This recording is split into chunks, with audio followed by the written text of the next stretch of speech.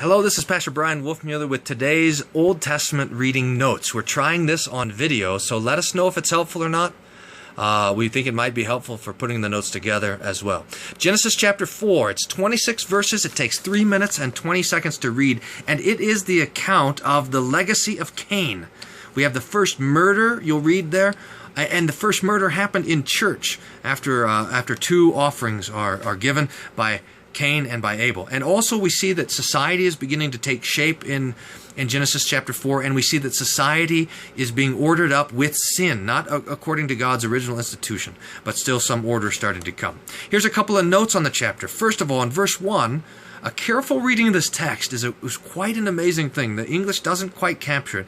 That when Eve gives a name to Cain, her firstborn, that she thinks that Cain is the fulfillment of the promise of chapter 3:15. That Cain is the Lord. I have begotten a man that is the Lord, she says. Now, Eve was wrong. Cain wasn't the Lord. Cain wasn't Jesus. But it does show that she understood the promise that way. In verse 2, Cain, the oldest, note, had the family business. He took after Adam. He inherited the farming. Abel was with the sheep. Presumably, those sheep wouldn't have been eaten, but they would have been used for clothing, but most especially for the sacrifice, so that Abel would have been in charge of the sacrifices and also of worship. Now, in chapter 5, we have things falling apart. We have false worship. Cain didn't believe the doctrine of justification. And read Hebrews 11, chapter 4 for commentary on this. He becomes angry and he murders his brother. The first human died, and at the hand of his own brother, fratricide. Verse 9, the Lord comes to Cain, and Cain says, "Am I my brother's keeper?" And the answer to that question is, yes, you are. This is the command that binds humanity together. Love your neighbor as yourself. Now, verse 10 is an amazing verse where the blood of Abel is crying out. Compare this verse, and please do look at this reference of Hebrews 12, verse 24, and compare the preaching of Abel's blood to the preaching of Jesus' blood. Now, in verse 17, we see that there's cities already forming. A lot of people ask questions about this. Where did all the people come from if there's only Adam and Eve?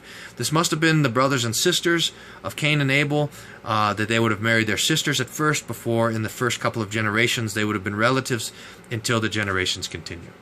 Now, this is a quite horrible chapter regarding murder and death coming into the world. So we ask the question, where's the comfort? And we see it a couple places, especially in verse 15, where the Lord gives the mark of Cain. Whatever that is, we see that it's a gift from the Lord to protect Cain even after his murder. And then in verse 26, at the end of the chapter, Seth is born.